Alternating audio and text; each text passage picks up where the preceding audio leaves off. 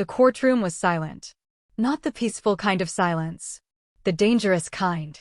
The kind where one small detail can shatter everything you think you know. Jason Miller sat stiffly on the wooden bench, his jaw tight, his fingers tapping nervously against his knee. He had come to end things. Sign papers. Walk out. Move on. That was the plan. Then the door opened. And Rachel Miller walked in. Calm. Steady. Dressed in a simple blue dress. Jason looked up casually. Then his breath stopped. His eyes dropped slowly, unwillingly, to her stomach. It was round. Clearly round. 7 months pregnant. The pen slipped from his fingers and hit the floor with a sharp sound that echoed through the courtroom. Rachel didn't flinch. Didn't rush. Didn't look at him. She simply walked to the table and sat down like nothing in the world had changed. But for Jason, everything had. This isn't possible. Jason stood up so fast the chair screeched across the floor. Rachel? His voice cracked. What is this? The judge cleared his throat. Mr. Miller, sit down. Rachel slowly turned her head and looked at Jason. Her eyes were calm. Too calm. Good morning, Jason, she said softly. His heart was pounding so hard he could hear it in his ears. You're pregnant, he said. Why am I finding out like this? Rachel folded her hands over her belly. You didn't ask, she replied. The words hit harder than any slap. Jason opened his mouth, then closed it again. The judge sighed. Are we proceeding with the divorce signing? Rachel nodded. Yes, Your Honor. Jason stared at her like she was a stranger. Aren't you going to explain? He demanded. Rachel met his gaze. After the papers, she said. And, just like that, the power shifted. 3 years earlier, they had been the couple everyone admired. Jason, a real estate manager in Denver, Colorado. Confident. Ambitious. Charming. Rachel, a high school English teacher. Quiet. Thoughtful. Warm. They met at a friend's barbecue. Jason spilled soda on her dress. She laughed. That laugh made him fall for her. They married fast. Too fast. At first, Jason loved how gentle Rachel was. Later, he called it too emotional. At first, Rachel admired Jason's confidence. Later, she called it control. Love doesn't always break loudly. Sometimes it fades through neglect. Jason worked late. Always late. Phone face down. Password changed. Rachel noticed everything. She just didn't speak at first. When she did, Jason sighed. You're imagining things, he said. She wasn't. The texts. The lies. The distance. One night, she asked the question that ended everything. Is there someone else? Jason didn't answer. Silence confessed for him. 3 weeks later, Rachel moved out. 2 months later, divorce papers were filed. And in all that time, Jason never once asked how she was. Rachel slid the signed papers across the table. Her hand was steady. Jason's wasn't. You're really doing this? He asked. Yes, she said. And the baby? He whispered. Rachel paused. For once, she said, this isn't about you. Jason's face went pale. The judge finalized the paperwork. Divorce granted, he said. You are officially divorced. The gavel hit. Rachel stood up. Jason stood too. Wait, he said urgently. Is it mine? Rachel looked at him for a long moment. Long enough to make his chest hurt.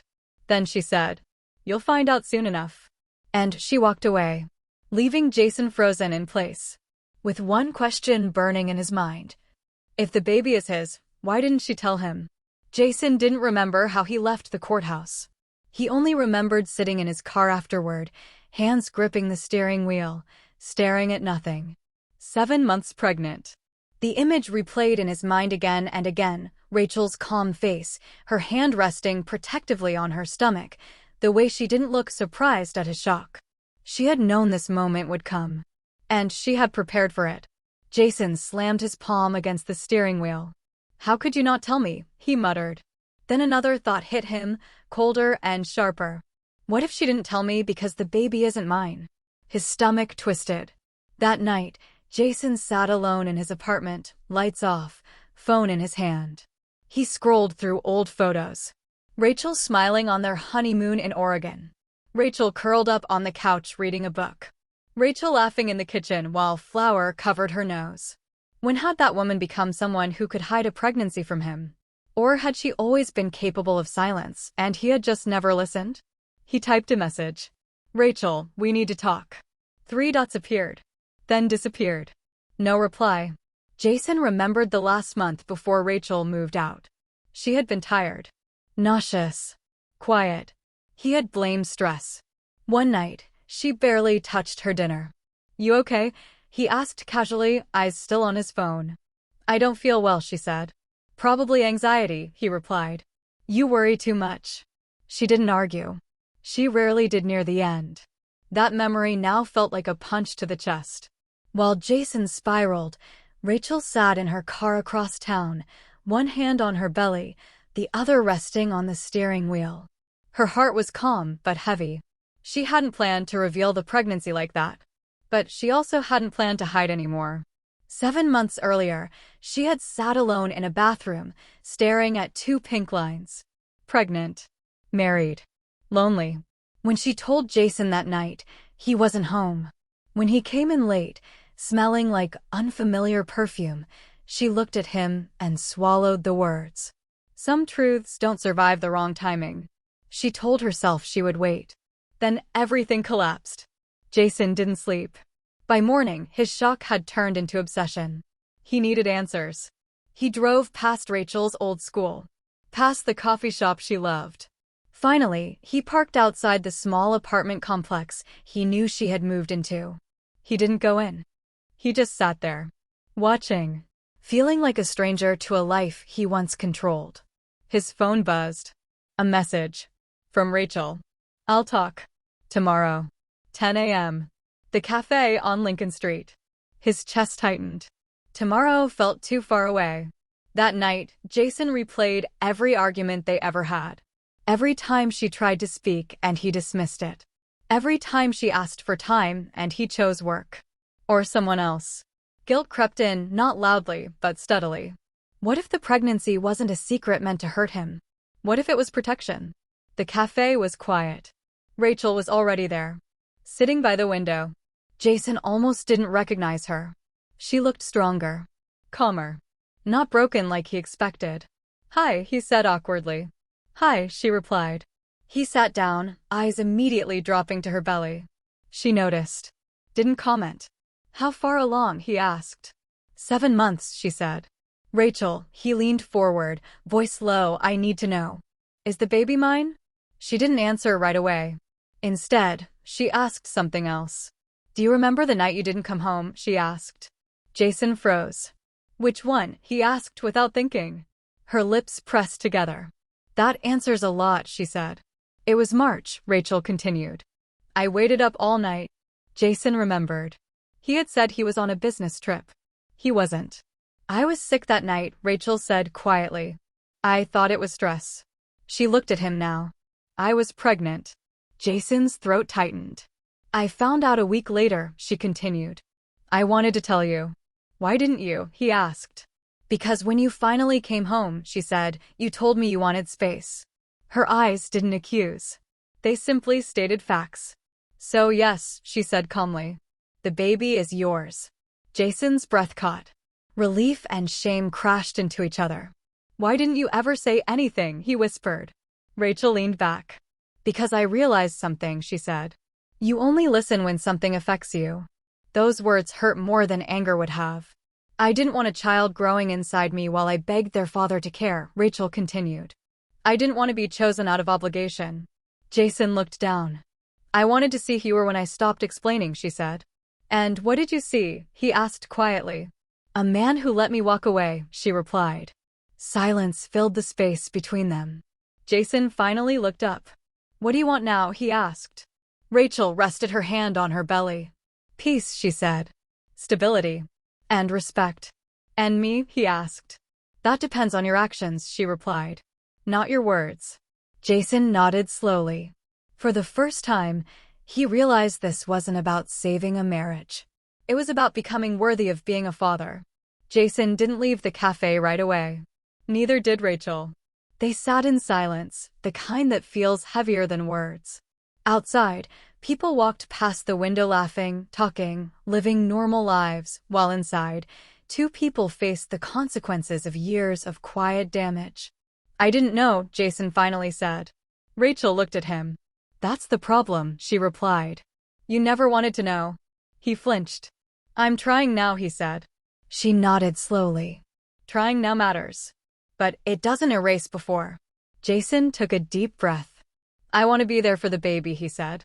"However you'll allow." Rachel studied him carefully, like someone reading fine print before signing a contract. "Then you start by listening," she said. "Not defending. Not explaining. Listening." He nodded. "I can do that." She didn't say she believed him.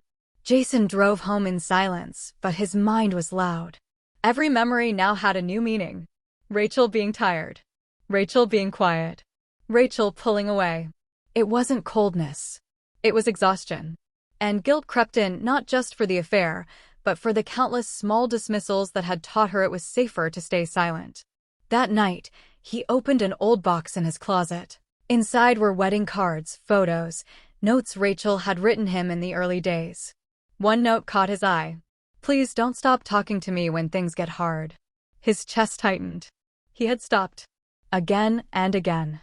2 days later, Rachel sat in her mother's living room. Linda Thompson, her mother, was a strong woman with kind eyes and a voice that carried quiet authority. "You did the right thing," Linda said, handing Rachel a cup of tea. "I didn't plan to tell him like that," Rachel replied. "It just happened." Linda nodded. "Life doesn't wait for perfect timing," she said. Rachel rested her hands on her belly. "I'm scared," she admitted. "Not of raising this baby, but of letting Jason back into my life." Linda sat beside her. "Fear doesn't mean no," she said. "It means be careful." Rachel nodded. "I won't let history repeat itself," she said. Linda smiled softly. "That's motherhood already." Jason scheduled a meeting with a lawyer, not about reconciliation, but responsibility.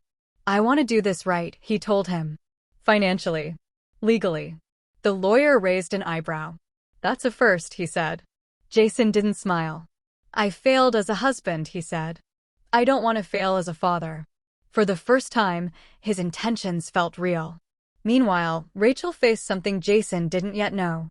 A truth she had buried. During the separation, when she was at her lowest, she had leaned on someone. Not romantically, but emotionally. Ethan Brooks. A fellow teacher. A friend. Someone who listened. There had been rumors. Jason had heard whispers before the divorce. But nothing had happened. Still, Rachel knew how things looked. And she knew, eventually, Jason would hear about Ethan. And when he did, everything could explode. It happened sooner than she expected. Jason ran into an old mutual friend at a bar. "Man," the friend said awkwardly, "I heard Rachel moved on fast." Jason's stomach dropped. "What do you mean?" he asked. "There's a teacher she's close to," the friend said. "People talk." Jason went cold. That night, he couldn't sleep. Doubt crept back in. Was the baby really his? Or was there more she wasn't telling him? Jason called Rachel. "I heard something," he said carefully. She sighed. "I was wondering when you would," she replied. "Is there someone else?" he asked. "No," she said firmly. "Then who is Ethan?" Jason asked. There was a pause. "A friend," she said. "Someone who listened when you didn't." Jason closed his eyes. "Did anything happen between you?" he asked. "No," she said. "But I won't apologize for having support." He nodded slowly. "I needed to hear that," he said. Rachel softened slightly. "I won't lie to you," she said. "But I also won't defend myself against things you imagine." That boundary was new. And strong. A week later, Rachel allowed Jason to attend a doctor's visit. Not beside her, but in the room. When the heartbeat filled the air, Jason's eyes filled with tears. That sound changed something in him. That wasn't an idea. That was life. His child. Rachel watched him quietly.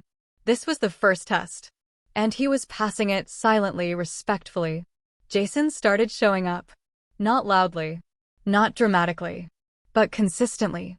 He read books about co-parenting. He attended therapy. He stopped making excuses. Rachel noticed. She didn't celebrate. She observed. Trust, she knew, grows slowly. The call came at 2:17 a.m. Rachel woke up with a sharp pain that stole the air from her lungs. It wasn't the normal discomfort she had learned to ignore. This was different. This was deep, sudden, and terrifying. She sat up slowly, gripping her belly. Please, please be okay, she whispered. Another wave hit. Her hands shook as she reached for her phone.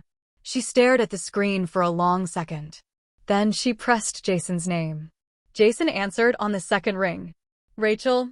His voice was thick with sleep, instantly alert. What's wrong? I'm in pain, she said, forcing the words out. It won't stop. Silence. Then movement. I'm coming, he said. Don't hang up. Where are you exactly? At home, she whispered.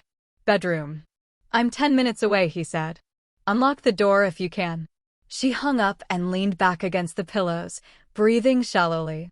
Fear wrapped around her chest. Not for herself. For the baby. Jason broke every speed limit. His hands were tight on the steering wheel, heart pounding harder than it ever had in his life. This wasn't about guilt anymore. This wasn't about redemption. This was about survival. When he reached her house, the porch light was on. The door was unlocked. He rushed inside. Rachel, he called. In here, her voice came faintly from the bedroom. He found her curled on the bed, pale, sweat on her forehead. Oh God, he said softly. He knelt beside her. Talk to me, he said. Where does it hurt? Lower, she whispered. It comes and goes. Jason didn't hesitate. We're going to the hospital, he said. She nodded weakly. He wrapped a blanket around her, lifted her carefully, and carried her to the car. Neither of them spoke. Fear said enough. The fluorescent lights were harsh. Too bright. Too cold. A nurse rushed them in, asking questions faster than Rachel could answer. How far along? 7 months, Jason said quickly. Any complications before? No, Rachel whispered.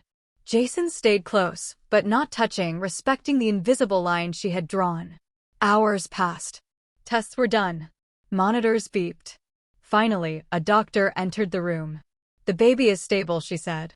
Rachel exhaled a sob she didn't know she was holding. But, the doctor continued, you're having early contractions. Stress can trigger this. Rachel closed her eyes. Stress. Jason swallowed hard. We're keeping her overnight for observation, the doctor said. No unnecessary strain. Emotional or physical. The words hung heavy. Rachel lay in the hospital bed, exhausted. Jason sat in the chair by the wall.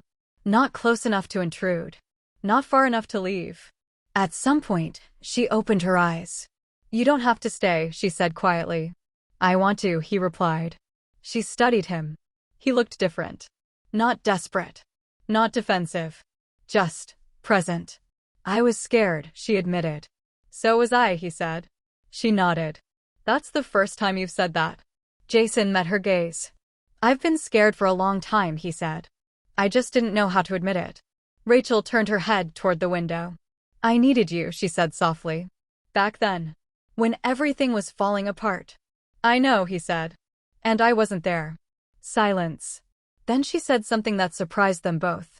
I don't hate you. Jason's breath caught. I don't trust you, she continued. But I don't hate you. He nodded. That's fair. The next morning, the doctor returned. No more stress, she said firmly. That includes emotional stress. You need support. She glanced at Jason. Is he part of that support? Rachel hesitated. Jason waited. Yes, Rachel said finally. For now. Jason felt the weight of that sentence. For now. Jason drove Rachel home later that day. Slowly. Carefully. Like everything mattered now because it did. Before she got out of the car, she turned to him. I'm not inviting you back into my life, she said. Not yet. I understand, he replied. But, she continued, I'm allowing you to be part of the pregnancy. His chest tightened. Thank you, he said. She nodded once and stepped out of the car. Jason watched her walk inside. Hope flickered. But fear followed. Because rebuilding is harder than breaking. 2 days later, Jason received a message. From Melissa. The woman he had cheated with. I heard Rachel is pregnant. Is it yours? Jason stared at the screen. Anger rose. Not at Rachel. At himself. At the mess he had created. He didn't reply. Instead, he blocked the number. For the first time, he chose his future over his past.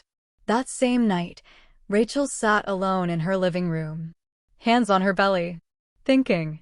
Fear still lived in her. But so did clarity. She opened her laptop and searched. Co-parenting counseling. Then she closed it. And searched again. Marriage counseling after divorce. She didn't book anything. Not yet.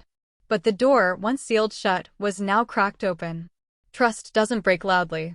It cracks quietly, one doubt at a time. Rachel was beginning to feel something she hadn't allowed herself to feel in months: relief. The days after the hospital scare were calmer. Jason checked in, but never hovered. He asked before visiting. He listened more than he spoke. For the first time since the divorce papers were signed, Rachel slept through the night. Then the past knocked again. It was a Tuesday afternoon. Rachel was grading papers when her phone vibrated. A message request from a number she didn't recognize. She almost ignored it. Almost. You don't know me, but I think you deserve the truth about your ex-husband. Her stomach tightened. She stared at the screen, heartbeat slowing, then quickening. Against her better judgment, she replied. Who is this? The response came immediately. My name is Melissa. Jason and I had an affair. Rachel's hand froze. She didn't cry. She didn't scream. She simply closed her eyes. Because deep down, she already knew. Rachel sat on the couch, one hand on her belly, reading message after message. Screenshots. Dates. Words that felt cold and sharp. He said he was lonely. He said you didn't understand him. He said the marriage was already over. Rachel breathed slowly. The pain wasn't new. What hurt was the timing. Why now? Why are you telling me this? Rachel typed. There was a pause. Then, because he blocked me. And I'm tired of being the secret. Rachel closed the app. She didn't need more. She already had enough truth for one lifetime. Rachel didn't call Jason right away. She didn't confront him in anger. She waited. She wanted to see what honesty looked like when it wasn't forced. Jason called that evening, like he always did. How are you feeling today? He asked. Fine, she replied. A pause. And the baby? Fine. Another pause. Then he said, Rachel, is something wrong? This was it. The moment where truth would either stand or collapse. I heard from Melissa, Rachel said calmly. Jason's breath caught. Silence. Then a quiet, broken sigh. She contacted you, he said. Yes, Rachel replied. Today. Jason didn't deny it. He didn't deflect. I was afraid this would happen, he said. Rachel closed her eyes. Tell me the truth, she said. All of it. Right now. He swallowed. The affair started when our marriage was already breaking, he said. That's not an excuse. It's just context. Rachel didn't interrupt. I was angry. I felt invisible. Instead of fighting for us, I ran. Her chest tightened. How long? She asked. 8 months, he admitted. Her breath shook. And did it end because you felt guilty? She asked. No, he said softly. It ended because I realized I was becoming someone I hated. Tears finally slipped down her cheeks. Not because of the betrayal. Because of the wasted honesty. Rachel wiped her face. Did you ever plan to tell me? She asked. Jason hesitated. And that hesitation answered everything. I was afraid, he admitted. Rachel nodded slowly. That's the difference between us, she said. I was afraid too.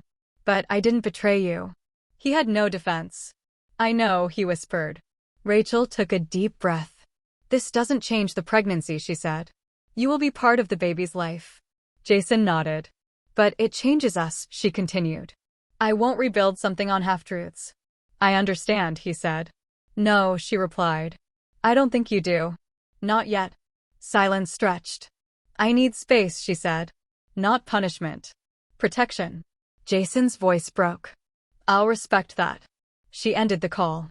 And for the first time, she felt something new. Not anger. Power. Jason started therapy twice a week. Not to win Rachel back, but to understand why he had broken something precious instead of protecting it. He wrote letters he never sent. Apologies with no expectation. For the first time, he was changing for the right reason. Not to be forgiven, but to be better. Rachel focused on her health. On the baby. On peace. She set boundaries. She said no when she meant no. And yes, only when it felt right. She wasn't closing the door. But she wasn't standing behind it anymore either. She was walking forward. The pain started just after midnight. Rachel had been asleep, finally comfortable after a long day, when a sharp tightening wrapped around her abdomen. She gasped and sat up, instinctively placing both hands on her belly. "No, not again," she whispered. Another contraction came, stronger this time. Her heart began to race. She reached for the clock on her nightstand. 1:12 a.m. Too early. Way too early. She grabbed her phone, breathing slowly, trying not to panic. She didn't hesitate this time. She called Jason. Jason answered immediately. "Rachel?" His voice was alert. "What's wrong?" I think I'm in labor," she said, trying to stay calm. "The contractions are close." Jason was already out of bed. "Okay," he said firmly. "I'm coming. Don't move. I'll be there in 8 minutes." "I'm scared," she admitted. "I know," he said. "But you're not alone. I'm on my way." She hung up, tears slipping down her face, not from pain, but from fear. Jason drove like he had never driven before, but carefully. Focused. Every light felt like an enemy. Every second felt stolen. When he reached Rachel's house, she was already struggling to stand. "I've got you," he said, wrapping an arm around her carefully. She leaned into him without thinking. They didn't talk. They didn't need to. This wasn't about the past. This was about right now. Doctors moved fast. Monitors beeped. Voices overlapped. Rachel squeezed Jason's hand as another contraction hit. "Don't leave," she whispered. "I'm right here," he said. "I'm not going anywhere." And for the first time, she believed him without questioning it. The doctor finally came out. "She's in early labor," she said. "We're trying to stop it. If not, the baby will be premature." Jason felt the floor shift beneath him. "Can I see her?" he asked. "Yes," the doctor replied. "But keep her calm." Jason nodded. He entered the room quietly. Rachel looked exhausted. "Hey," he said softly. Her eyes filled with tears. "I'm trying to be brave," she said. "You don't have to be," he replied. "I'll be brave for both of us." He stayed. Through every wave. Through every fear. Hours passed. And slowly, the contractions eased. The labor stopped. The baby stayed. Later that morning, Rachel slept. Jason sat beside her, watching her breathe. He realized something painful and freeing. This wasn't about earning forgiveness. This was about showing up again and again, even if forgiveness never came. When Rachel woke, she saw him still there. "You stayed," she said. "Yes," he replied simply. She nodded. That mattered. 2 days later, they sat on a bench outside the hospital. The air was cool. Quiet. "I'm not ready to trust you fully," Rachel said. "I know," Jason replied. "But," she continued, "I see effort. And effort matters." He looked at her carefully. "I'm not asking for another chance," he said. "I'm asking to keep proving myself." She considered that. "Then we start slow," she said. "No promises. No labels." "I agree," he said. For the first time, the future didn't feel heavy. Just honest. Life has a strange way of testing us one last time right when we think we've survived the worst. For Rachel, that test arrived on a quiet Sunday morning, 3 weeks after the hospital scare. She woke up to sunlight spilling across the bedroom floor. And to pain. Real pain. She sat up slowly, breath catching. This time, there was no doubt. Her water had broken. Rachel picked up her phone with steady hands. She didn't panic. She didn't hesitate. She called Jason. "It's time," she said.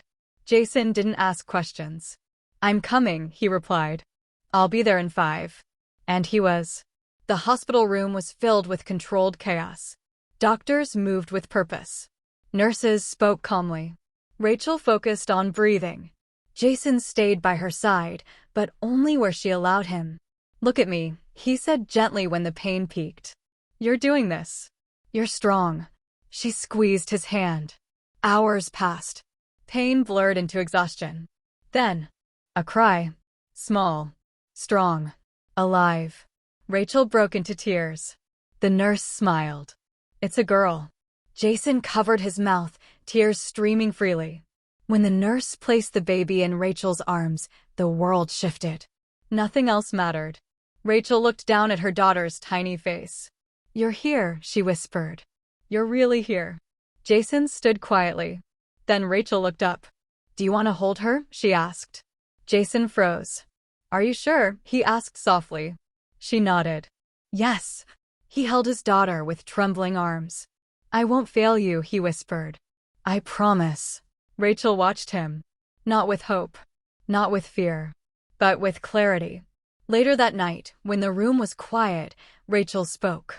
This doesn't mean we go back, she said. Jason nodded. I know. But, she continued, it also doesn't mean we walk away as strangers. He met her eyes. I'll meet you wherever you are, he said. Even if that's just co-parents. Rachel smiled faintly. That's the first honest thing you've said in a long time. He smiled back, sad, but peaceful. Months passed. Their daughter, Emily, grew stronger every day. Jason showed up. Every appointment. Every night feeding when asked. Every promise kept. No pressure. No demands. Rachel healed. Not just her body. Her heart. She learned something important. Forgiveness is not forgetting. Trust is not blind. And love, real love, never rushes. One evening, nearly a year later, Rachel and Jason sat on opposite sides of a park bench, watching Emily sleep in her stroller. You know, Rachel said, I used to think strength meant staying. Jason listened. Now I know, she continued, strength also means leaving and choosing carefully what you allow back in. He nodded. I don't expect anything, he said. I'm grateful for what we have. Rachel looked at him for a long moment. Then she said quietly, let's keep choosing honesty. One day at a time. It wasn't a reunion. It wasn't a fairy tale. It was something better. It was real. Rachel didn't return to sign divorce papers as a defeated woman. She arrived calm. Pregnant. Whole. Jason didn't see a woman he had lost. He saw a woman who had found herself. And in doing so, taught him how to finally grow. Sometimes, life doesn't give us second chances. It gives us second responsibilities. And what we do with them defines everything. If this story moved you, inspired you, or reminded you of your own strength, like this story, comment where you're watching from. Share it with someone who needs hope. Because stories like these aren't just entertainment. They're reminders that healing is possible. That self-respect matters. And that calm strength is the loudest power of all. Thank you for staying till the end.